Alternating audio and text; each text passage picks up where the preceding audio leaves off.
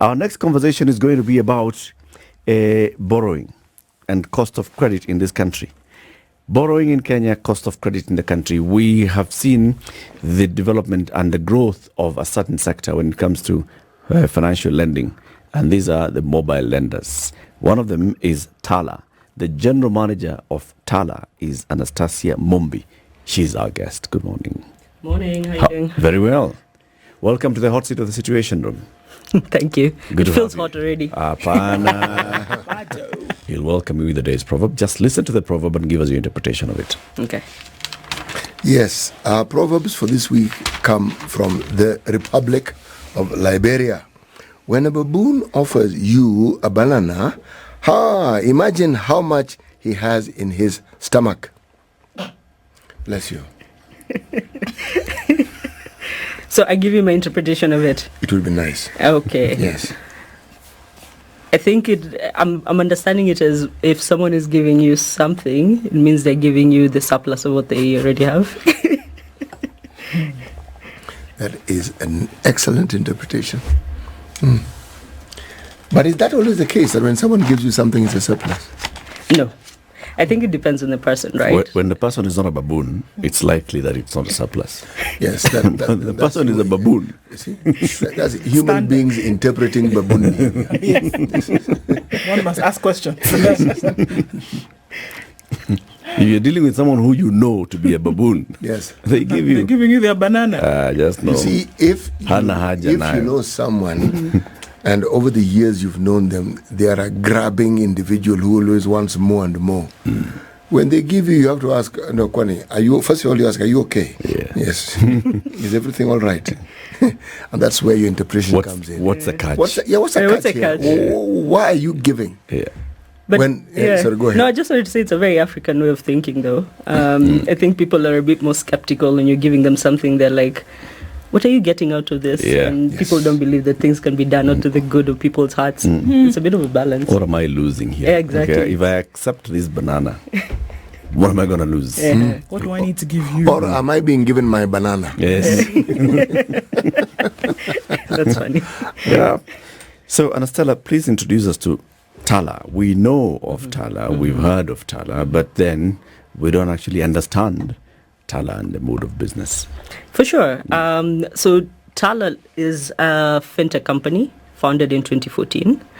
And a lot of what people don't know is we're a very mission-driven company. So our founder is actually ex-UN, and at the time when she was about to found Tala, she was actually doing a lot of research with different microfinance institutions. And the biggest thing she was realizing is back then, if you didn't have a bank account, essentially you didn't have access to credit. So it was a question of how do you underwrite, which is like give a decision on if we can give you a loan or not. For people who don't have a bank account, probably are transacting in cash, how do you start to be able to open up access to credit to them in a similar way that people who had bank accounts could access credit? So that's the background story of Tala that I think a lot of people don't know, and we should do a better job at telling that story. But since then, we're essentially a market pioneer in Kenya in terms of offering digital credit. And we also have operations in other markets. So we have Tala Mexico, we have Tala Philippines, we have Tala India. And the whole goal is, how we frame it is, we want to democratize access to financial services for the globally underbanked. Also, internally we call it the global majority. So all these people who are left out of formal financial ecosystems, how do you actually enable them to have access to financial services? Credit being one of them, but of course being able to move even beyond credit, so that we make financial services accessible to everyone. Yeah. What's the meaning of Tala? That's a good question. I actually don't know. Was she working in Tala? Or did she do some of her research in Tala? She visit Tala and... So what we found is like Tala has actually different meanings in different countries. I'll try and remember the meaning in Philippines. But in Kenya we have a place called Tala. So that's quite interesting. Actually, last week I was at a conference and I met someone called Tala. Like their name is Tala. So I haven't given you a proper answer. I will do my research on what Tala means, but yeah, it is a name that has different meanings in each of our markets, actually. Okay. Yeah.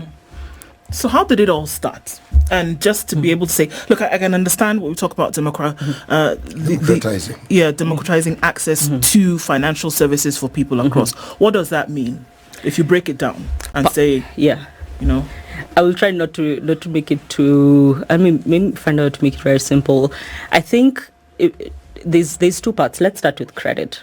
The example I always like to give is if you go back to like early 2000s. There's different ways people could access credit. It was either you're banked and you can get it from your bank. If not, your other option was if you're in a SACCO, probably if there's a microfinance bank close to you, but of course that industry was still growing.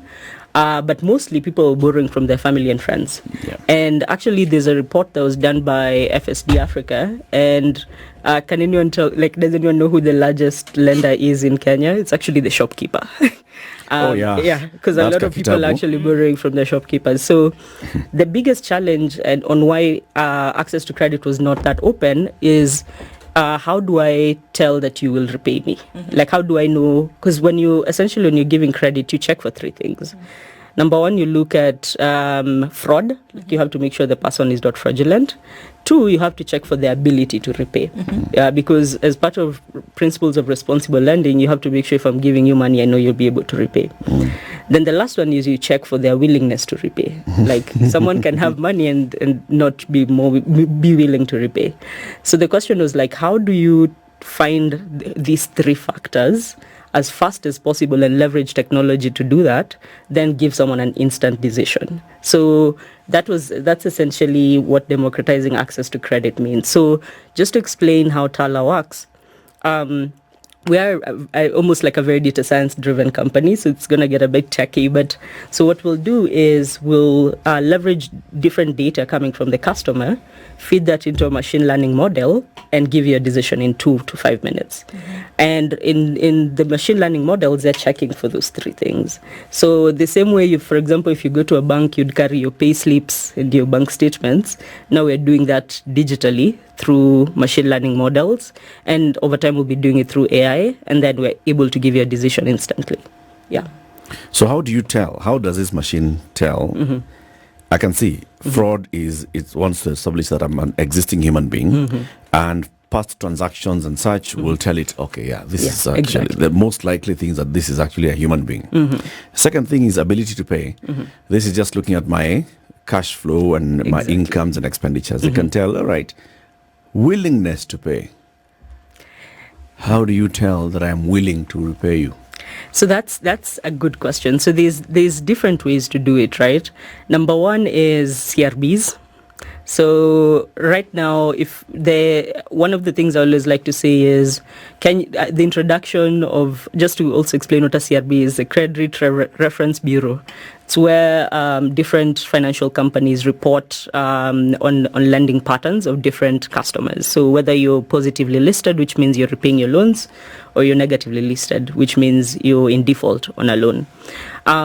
Sadly, the biggest introduction for Kenyans to CRBs was being negatively listed.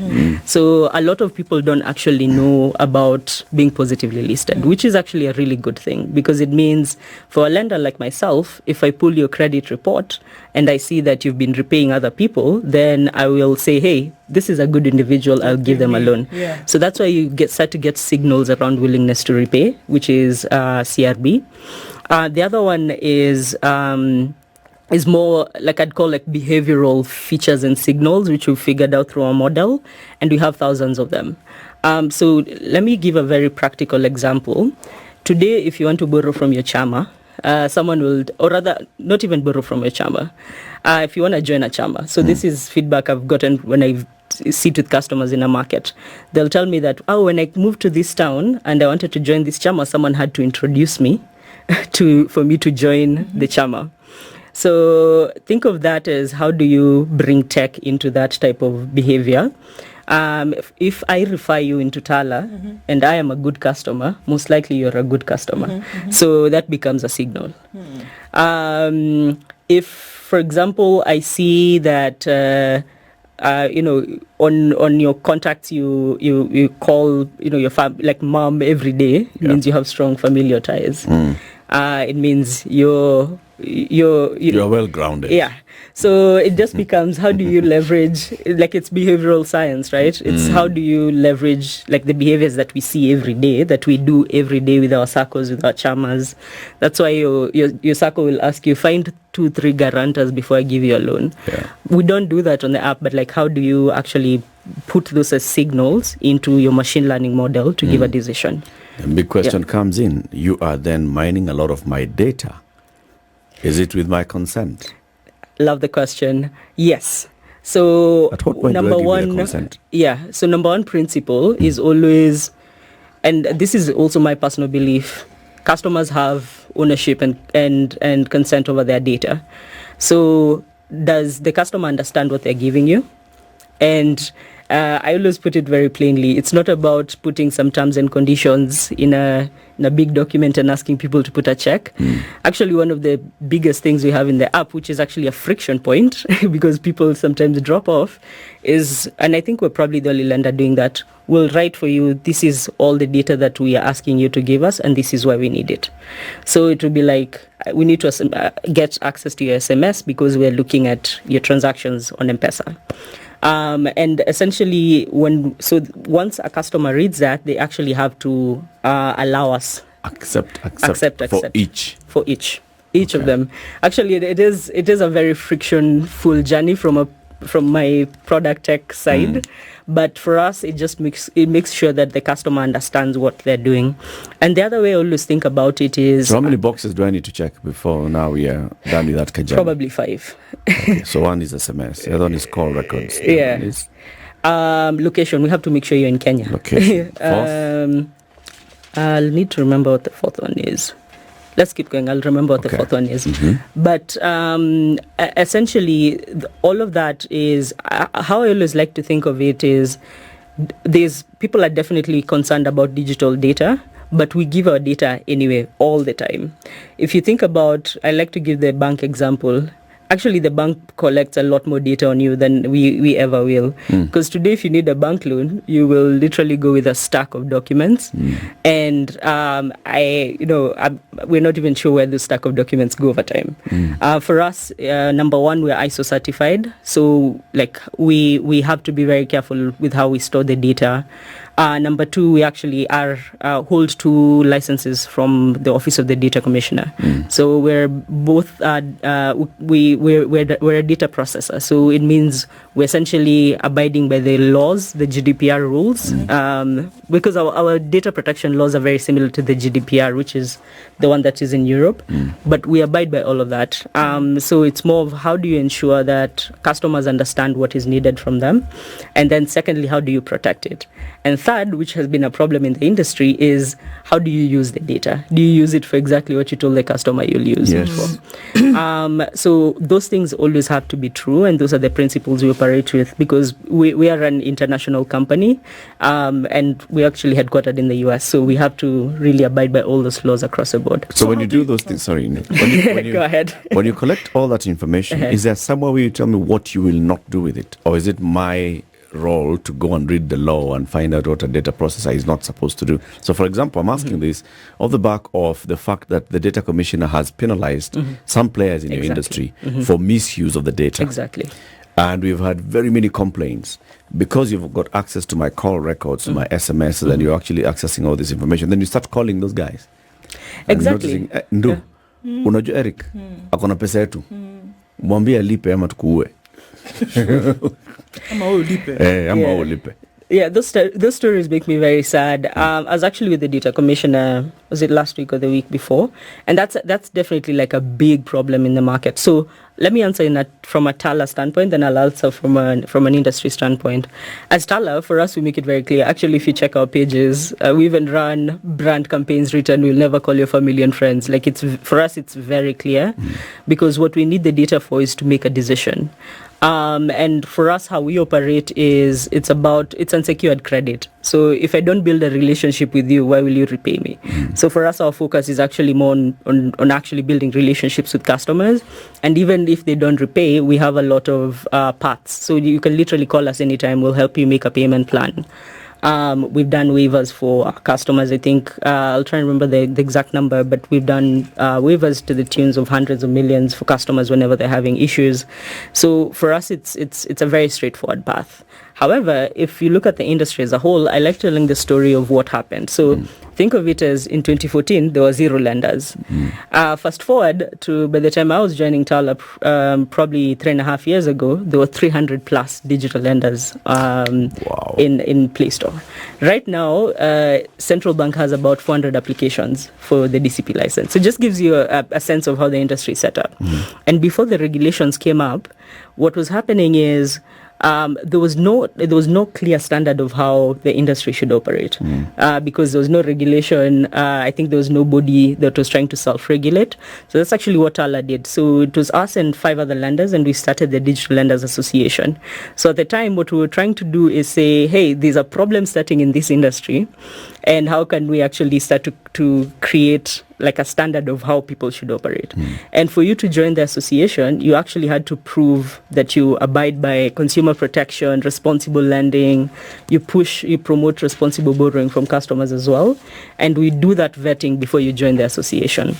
So now we're almost like 30 lenders in the association, and that for me at least has helped to set the standards. And also, as now Central Bank and the Parliamentary Committee are working on digital credit DCP licensing regulations, then a lot of those principles is what we push to support. But that said, I think for us it is a question of what is our role in educating consumers, because I always think of it as financial education has changed. So how do we actually teach consumers how to use credit and how to know who is a good lender and a rogue lender? So we started to do those campaigns. I think at some point we were publishing names in the newspaper, and we're saying, hey, like, avoid these lenders because this is where you get into trouble. And we always say that if you have a problem, then you can reach out to the association and we'll figure out how to support you. But this is a big problem in the market. And I personally am very happy with a lot of the work that the ODPC is doing to just clean up the industry a bit more, because it is going to take a bit of time. Yeah, so I mean, I'm looking at conversations that you'd have obviously had with the Office of the Data Protection Commissioner, and to say that the protection of borrowers then is front and center or should be front and center. And this is saying that you would then follow best practice because of the fact that you've been licensed by the Commissioner's office. There are many who are not, but still continue with this I think the word that they use is predatory lending. Exactly. So then, I mean, of course, it's not you to say what does the rest of the market look like, but what would then be the advice? Because it's connected to another question where, who is your target market? We know that we're trying to say, can we have financial services across board for everybody, but who's the target market? And a lot of people, by the time they're going to an app, there's a lot of things that they're fraught with desperation. People are looking for something that they can use to connect one dot to the next, so they fall prey to predatory lenders. At the same time, we're trying to provide financial services for those who cannot access them. So how do you play that balance? Yeah, it's a really good question. I think so. There's from an industry standpoint, I do think regulation will help a lot. So fast forward to a place where a lot of the applications sitting within Central Bank have been reviewed. The people who've been approved for licenses have licenses. Then it can get to a place where and this is a conversation that I know has happened in the past and something that Google has looked into. But it could move to a place where for you to have an app within Play Store, then you need to show a license, to put it very plainly. So, and these are conversations we keep having, because it means at a high level to really clean the industry, you can't control what people do, but you can work with the different regulatory parties to make that true, right? So for me, I think cleanup that's the easiest way for a cleanup to happen in the market, where you essentially, say that, hey, for you to be able to run this type of service, similar to the same way I can't wake up tomorrow and open a mobile money service. Yeah. So it should be the same, right? So I think it's a question of how soon can we get there. However, of course, taking the realities of, that is something that will take time to implement. The second order for me is I always think of it as like what's our responsibilities as lenders in educating consumers, and especially because Tala right now is the largest non-bank lender in Kenya. So how do we think about our responsibilities when it comes to giving consumers the information they need?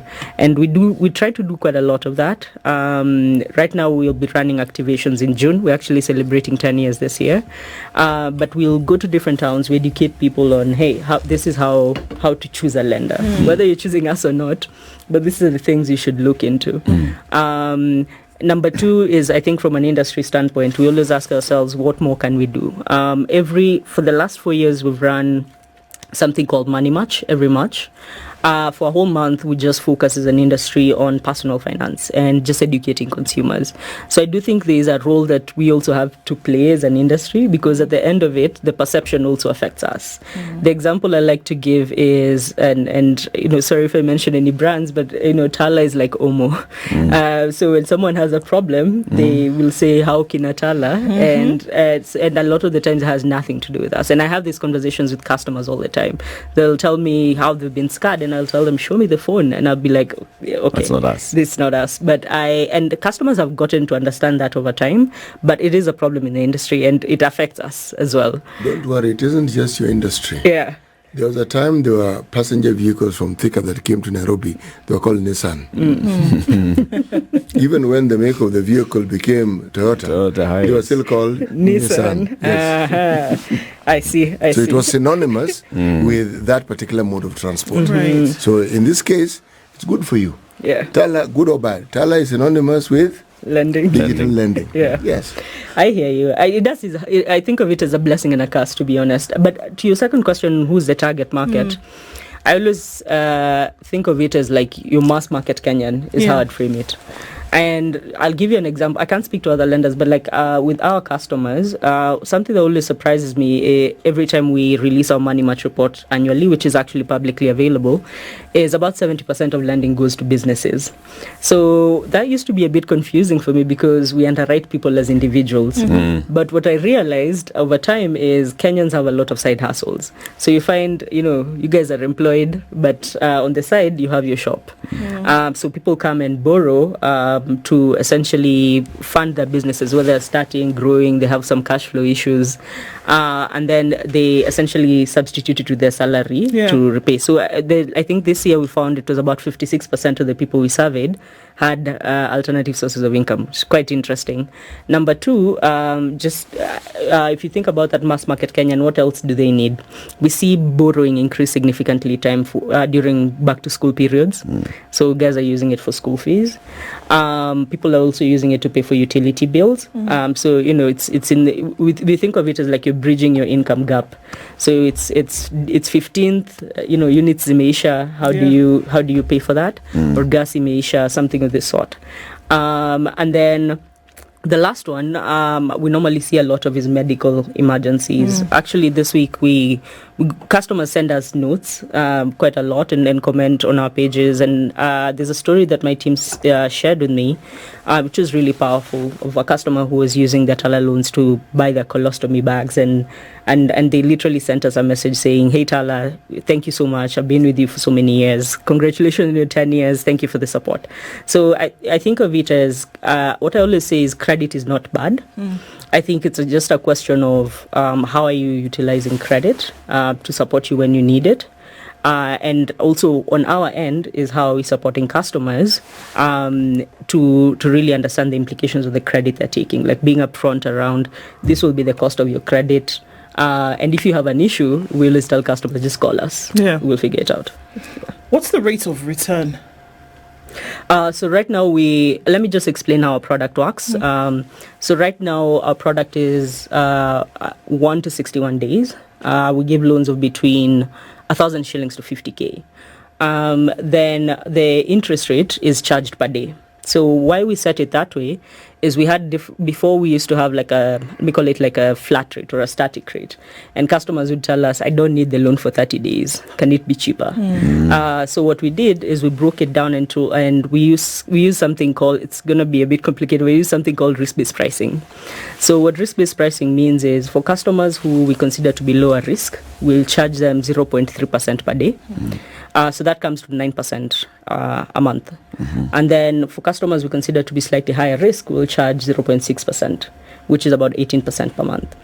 But what happens is when you take the loan, because we charge it per day, you'll only pay us for what you use. So if you pay us at day 7, we will just do 0.3 times 7. That's what you pay us. And if you take, for example, 10K, and you get a 5K somewhere, if you pay that 5K, we'll only keep charging you interest on the remaining balance. Okay. So that for us was just finding ways for, it of course means less revenue for us, but it means the customer is getting savings at the end of the day. So over time, I actually think it starts to make us one of the cheapest options in the market, because now you just pay for what you use. If you pay early, you pay less. And essentially, that's essentially how the product is structured today. So your loans do not go beyond a 2-month tenure? No. It's 61 days is the maximum. Yeah. And if you go for the full 61 day and you're borrowing for the first time, it's going to be about 18% per month. That is a upper bound, depending on where you. See, I've just come in. I have bought a new line. You don't know me much, right? So that's the highest, about 18% per month. If somebody is paying on a daily basis, so that means that their balance is reducing. It means that their amount that they're paying is reducing, right? Yeah. You mean if they're reducing their principal? Yeah. Yeah.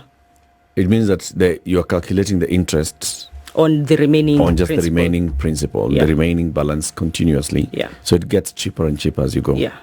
So you're encouraging people to pay as often as they can during.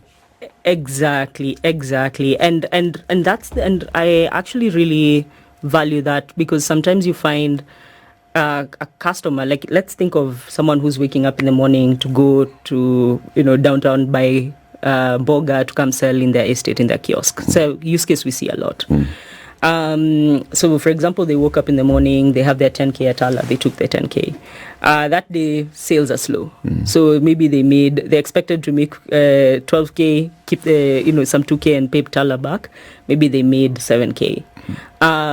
So you find sometimes if a customer doesn't have the incentive to pay that 7K, they might end up using it for something else. But for us, we're saying, just pay, make a partial payment. You'll actually save more money. And number two, like number one, you've reduced your debt.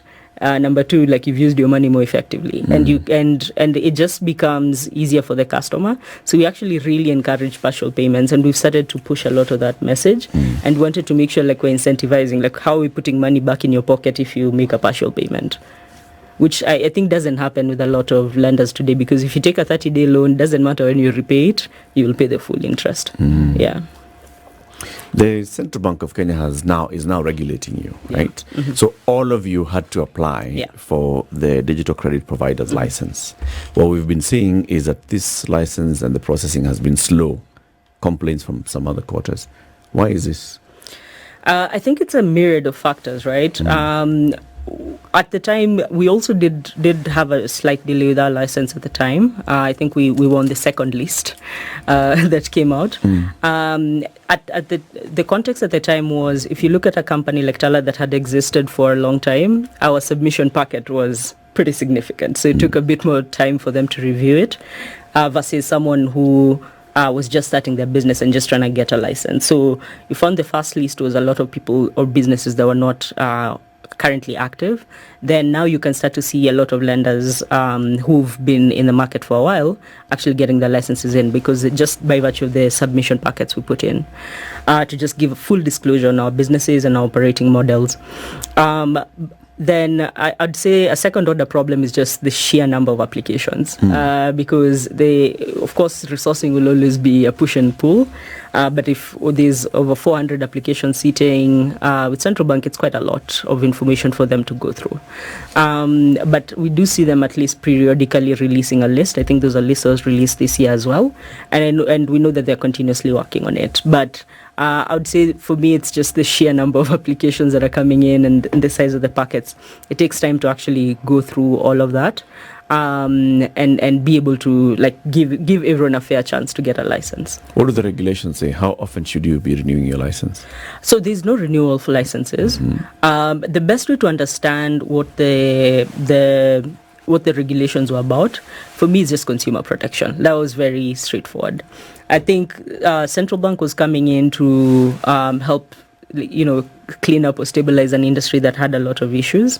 The most important thing they're focused on is how are you operating, how are you treating customers, where are your funds coming from to actually do onwards lending, how are you pricing your loans, what are the disclosures you're giving customers. So it was just deeply focused on consumer protection. Yeah. You say you conduct a lot of research in trying to determine the wherefores of your business and how it is you can best serve your clientele. What would you say are the reasons that you have found that bring about a situation where people now are unable to pay their loans?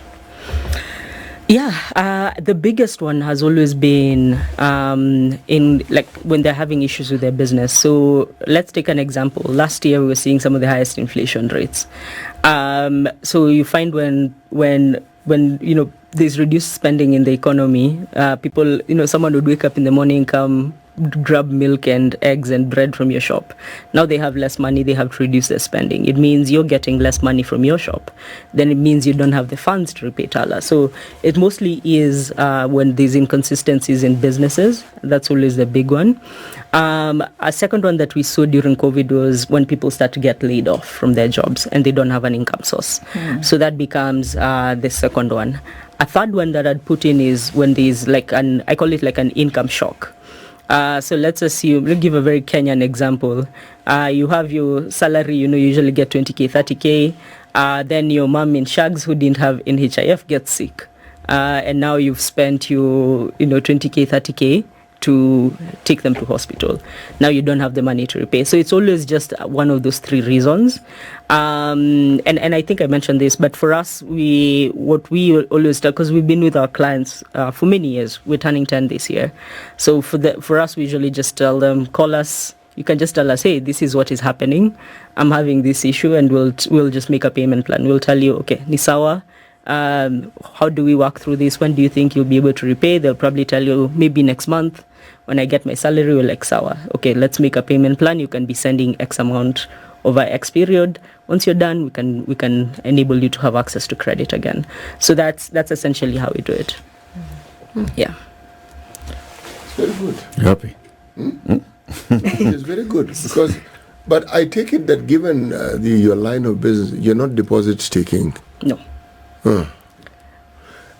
Are there businesses that do what you do that are deposit taking?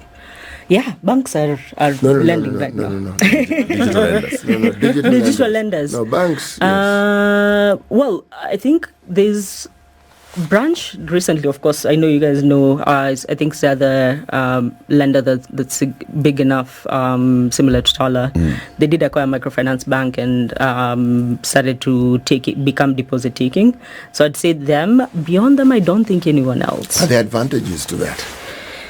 Definitely. Business advantage. Yeah, there could be. Because just to explain how Tala works, so we're a venture-funded company, venture capital. So we've raised about $350 million globally.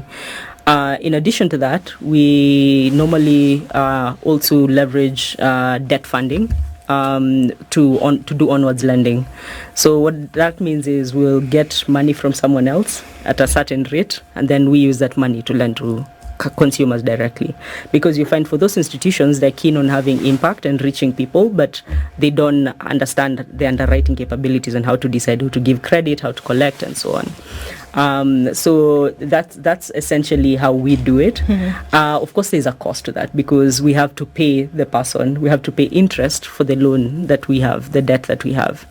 The advantage of potentially being deposit taking could be that people are giving you money, and then you're probably investing the money, using it to lend. You might make some margin off of it, but I don't always think it's that straightforward, because if I also take your money, I have to pay you interest.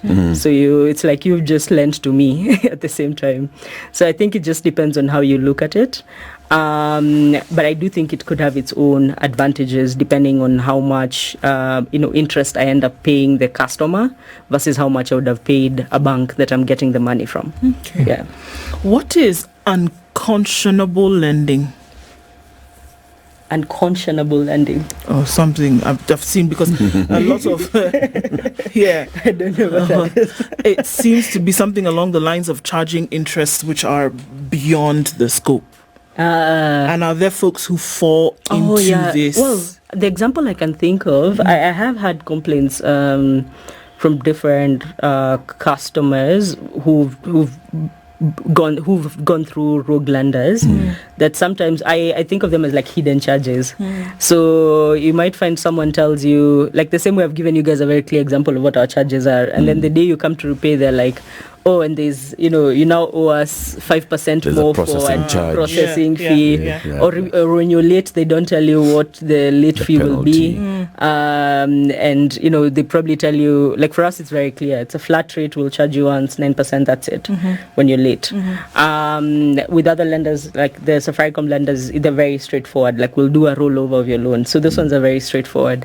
But with a rogue lender, you might find someone tells you probably 9%, and then you come back to the app 2 days later, they're like, we're charging you another 9%. Fun. So, and those are the problems, right? Like, what disclosure are you giving to the customer? Do they fully know the day they were taking the loan that these are the different hurdles you'll keep adding to their lives? So you find someone telling you, hey, I took 1,000 bob loan, why do I need to now pay 3K? Like, this doesn't make sense. I don't understand how this loan went up. And that's exactly the problem. And these are things that essentially would have been curtailed by the central bank requirements, because they're looking at things like that, isn't it? So if you actually then were licensed and you were doing it within these, boundaries, then that would not come up. It would not be happening. And then, of course, if you were doing it, then one would ask, well, where's your license? Can you actually operate like this in the country? Exactly. Again, looking at all of those numbers, 400 waiting for the CBK to then give the license, 300 in operation. That's almost, we're looking at inching on 1,000 digital lenders or licensed lenders in the country. Seems like it's a profitable business then, does it? It depends. It depends, right? It's a very risky business. And I don't even, I wish I'd gotten the numbers. Which business is interesting? No, I actually, the numbers, if you start to look at markets like Uganda, Nigeria, actually the numbers are not, like, if we have like 300, 400 licensed lenders, it's not completely not done in this market. I'll try and get you guys the numbers for how many licenses are there in other markets. But with lending, how I always think about it, let's look at it from a macro level. One of the numbers I've seen in the past is that there's about is it a $2 billion credit deficit for MSMEs in Kenya? So how I always think about it is, it's not... Sorry, what? It's a $2 billion credit deficit. Like, we're barely... All I'm saying is we're barely scratching the surface. In terms of people who need this money, with the high numbers that we are seeing, still not meeting the need of those who... And that's exactly it. Because if you think about markets in Africa... MSMEs run economies. MSMEs need credit to operate. So how I always think about it is we're barely scratching the surface. Like, I don't like to think of it as there's a small pie and we're all fighting for the small pie. In my mind, it's like the pie is so big, we're barely doing enough. Right. So, and that's why, you'll still see a lot of people still looking to get into the market. I still think there's still a huge opportunity. And let me actually give you guys the perfect example. The number was 6 out of every 10 borrowers in Kenya are borrowing from more than one lender. Right. So that for me already gives me the signal that even as Tala, we're not satisfying the need of one customer fully. Yeah. And I've already told you, when customers self-report to us, they tell us, I used your money for my business. So in my mind, I'm thinking, okay, we probably need to be doing a better job to serve these customers. So that's how I always think about it. I'm like, yeah, there's still a massive opportunity in the market. There's still a lot of need. Much more. And it's just a question of how do you get better at like fulfilling the need of one single customer end to end. Yeah. Mumbi, so the digital lenders operate on the principle of it's collateral free. Yeah. So what then do we call the others who use collateral? The M-Corpers, so they're giving you solar, they're giving you motorbikes and such. So I call it's almost like secured and unsecured lending. All right. So ours is unsecured, theirs is secured. Because at the end of it, and you're not in the same category? No. Well, I think we lend to the same people for different purposes, but I think of it as, of course, the business is more de-risked, because if you don't pay for the phone, they can lock the phone. I can take the phone back. Yeah. For us, honestly, our business is based on trust. When people normally ask me, they expect like a big thing. I just say it's trust. And it's one of the things that our founder speaks a lot about. She's actually done a TED talk on it. She's a TED fellow.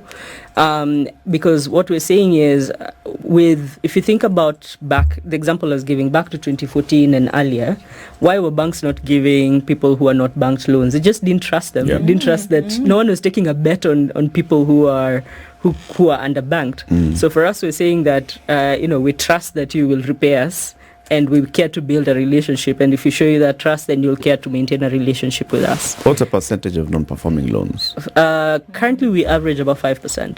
Oh. What? Wow. Yeah. So 95%. You should tell Hustler Fund. Yeah. 95% of those who come and borrow from you are servicing their loans in good time and properly? Yeah. But also think of it this way. Digital credit is the only business in which you choose your customer. Yeah, that's the way I like to put it, because essentially, if it's a mobile money, anyone can always open. You don't choose. For us, we actually decide who to approve and who to reject, which is something we're constantly trying to figure out how to explain to a customer. Like, you aren't approved this time, but this is what you can do to be approved next time. Is a Hustler Fund a digital lender? In a sense, yes, because how I define digital credit or digital lending is. All the underwriting is happening online or digitally. Credit is being disbursed digitally. So I'd say anyone who's doing that definitely falls in a digital credit provider. Whether you're licensed or not. Technically, but right now at least people are waiting for their licenses. But yes, yeah. Hustler Fund is doing about 30% of default rate. It is, and that's what I was saying earlier. It is a tough business. It is a tough business. Yeah. Well, thank you very much for joining us today, Mumbi. Annestella Mumbi is the general manager at Tala, the digital lender. She's been here telling us about this business and the model, and also explaining to us what's happening in this particular sector. Many people are actually borrowing, those short-term loans, using that money, for cash flow in their businesses, and many are repaying. And also now the sector is under regulation of the Central Bank of Kenya, which is also a very good thing. This is the Situation Room, the only way to start your day.